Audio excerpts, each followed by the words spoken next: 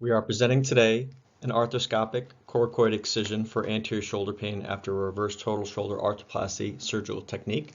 The authors are James Sadalich, Nicholas Wiley, Bassem El-Hassan, and Ryan Lohr.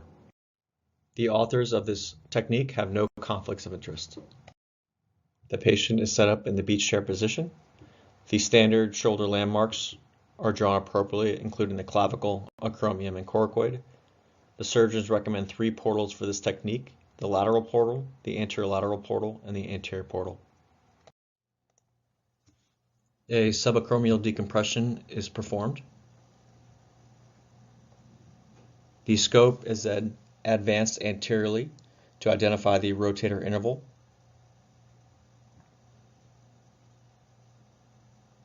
The rotator interval is fully decompressed. The scope is advanced anteriorly to the base of the glenoid, adjacent to the glenosphere. The conjoint tendon is then decompressed and debrided.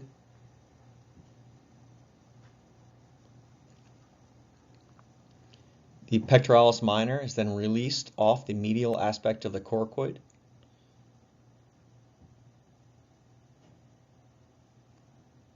The conjoint tendon is then released off the coracoid tip.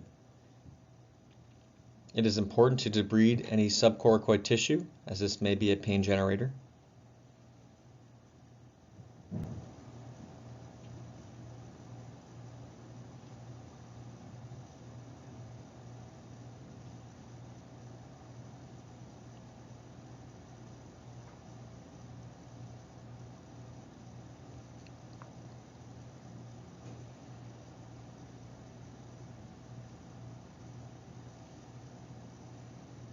In this case, the final aspect of the pectoralis minor is then released from the medial aspect of the coracoid.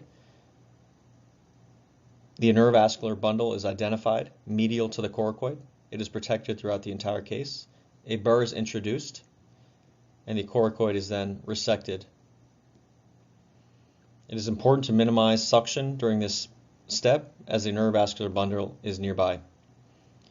It is important to use the burr from the medial to lateral technique. This is done in a stepwise manner with the cautery to debride any soft tissues that are overlying the coracoid.